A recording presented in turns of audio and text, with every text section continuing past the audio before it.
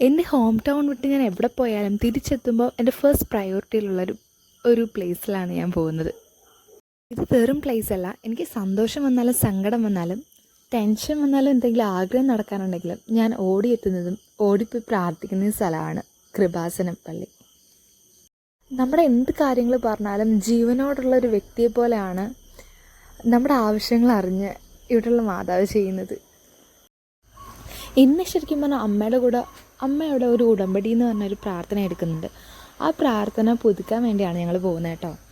ശരിക്കും പറഞ്ഞാൽ ഞാൻ നാട്ടിൽ വരുമ്പോഴാണ് അമ്മ ഇങ്ങനെയുള്ള കാര്യങ്ങൾക്കൊക്കെ പോകുന്നതും പുറത്തിറങ്ങുന്നതും തന്നെ.